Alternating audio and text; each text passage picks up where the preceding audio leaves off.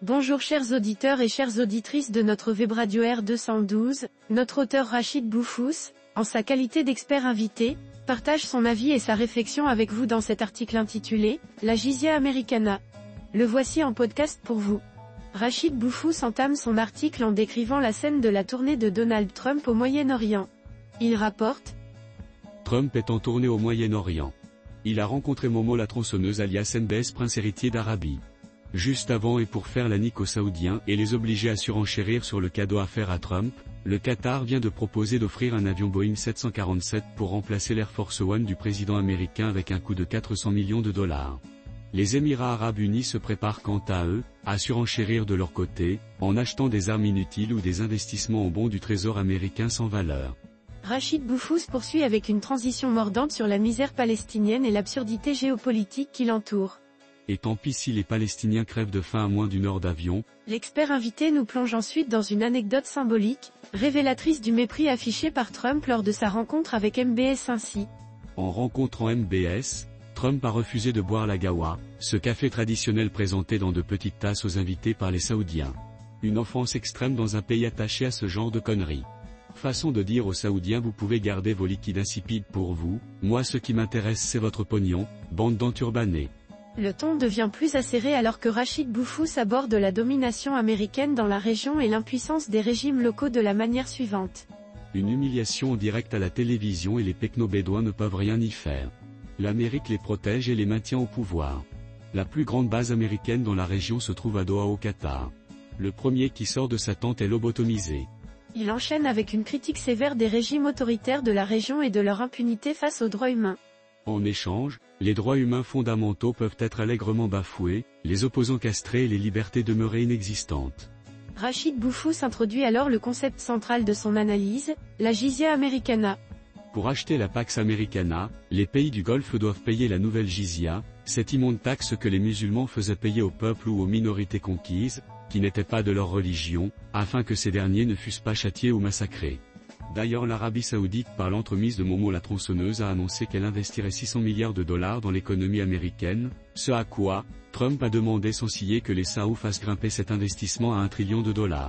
Le Qatar, quant à lui, vient de commander pour 200 avions Boeing pour une valeur de 96 milliards de dollars. L'auteur invité met en scène Trump tel un parrain mafieux, imposant ses conditions sans ménagement. C'est ainsi: tu veux ma protection? Tu payes. Je m'en fiche si le cours du pétrole dégringole ou que ta famille ne mange pas à sa faim. Tu payes. Que ton pays soit envahi par des criquets ou qu'ils y aient moins de revenus des AJ cette année, je m'en fiche. Tu payes. Un discours de mafieux digne d'une tirade de De Niro dans Les Affranchis. Rachid Boufous poursuit avec cynisme en évoquant les nouvelles cibles potentielles de cette dîme contemporaine. Même le Syrien, l'ancien terreau qui a remplacé Dr Maboul Assad, va passer à la caisse pour espérer alléger les sanctions américaines envers son pays.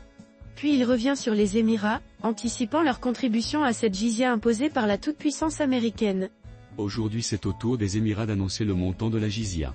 Les frères Zad doivent avoir les chocottes, car Trump sait qu'ils ont une montagne de dollars et d'or, enfouis dans leurs coffres forts himalayesques. Avec une ironie amère, Rachid Boufous évoque la stratégie bien rodée de Trump à l'égard des pétromonarchies ainsi.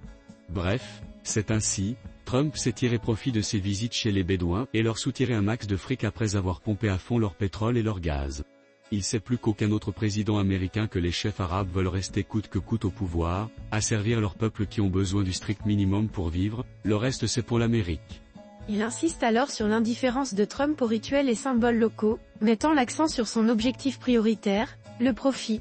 Il n'en a rien à cirer de leur danse du ventre, lui, ce qui l'intéresse c'est l'intérêt de son pays. Rachid Boufous amorce un tournant géopolitique dans son article, en abordant les conséquences pour Israël.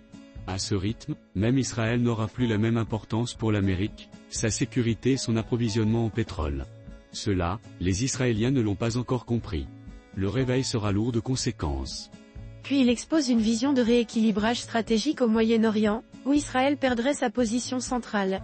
Car ce qui se trame actuellement au Moyen-Orient est très important au-delà de cette Jizya Americana. Trump est tout bonnement en train de reconfigurer cette partie du monde. Il a compris que les Bédouins et les autres Arabes lui sont plus utiles dans sa domination, qu'un État israélien qui a perdu toute crédibilité internationale avec des massacres à répétition envers une population palestinienne désarmée et affamée, que le monde entier éprouve. Le regard critique de Boufouz se porte alors sur le déclin moral de l'image d'Israël dans l'opinion publique mondiale de cette manière. Israël est de plus en plus vu comme un agresseur sans foi ni morale, alors que les dictatures arabes sont courtisées par tout le monde malgré leur immoralité. Et c'est en cela qu'Israël a échoué. Toute son existence était basée sur la protection des lieux saints chrétiens, la sécurité des routes du pétrole vers l'Occident et l'Amérique et la sécurisation du retour du Messie pour tous les messianistes et autres dingues du monde. Mais quand tous les Arabes deviennent des alliés puissants de l'Amérique, Israël devra alors se chercher un nouveau rôle à jouer dans la région, ce qu'il n'a pas vu venir. Il conclut sa démonstration par une citation directe de Donald Trump, porteuse d'un message fort à l'adresse d'Israël et du reste du monde ainsi. D'ailleurs Trump ne s'y trompe pas en disant « Devant nos yeux, une nouvelle génération de leaders transcende les anciens conflits et les divisions éculées du passé, et forge un futur où le Moyen-Orient est défini par le commerce et non le chaos, où il exporte la technologie, pas le terrorisme, et où les peuples des différentes nations, religions et croyances construisent des cités ensemble, au lieu de bombarder jusqu'à l'anéantissement. » C'est là un signal fort qu'il envoie à Israël. Enfin, Rachid Boufouz clôt son analyse en défendant une lecture pragmatique et impitoyablement lucide de la stratégie trumpienne en ces mots. On peut tout penser de Donald Trump, sauf le prendre pour un fou ou un illuminé. Il cherche à établir un nouveau monde à la sauce américaine, basé sur les échanges économiques équitables pour lui, moins de guerre et plus de prospérité pour son pays d'abord, et les restes de cette prospérité pour le reste du monde. Cela a le mérite d'être clair. Ça change des mensonges éhontés des présidents Bush, Obama ou Biden, qui ont semé et favorisé le chaos dans le monde. Maintenant, les Bédouins qui sont des Koréchites à la base, marchant depuis des millénaires ont compris que leur prospérité et surtout la pérennité de leur pouvoir passe par une alliance puissante avec l'Amérique. Quitte à payer une jizya americana. Chers auditeurs de la web radio R212, merci d'avoir été à l'écoute de ce podcast et de partager avec nous ce moment d'échange et de découverte. Votre présence et votre fidélité sont notre plus belle récompense. On se dit à très bientôt, si vous le voulez bien. Avec toute notre gratitude, l'équipe de R212.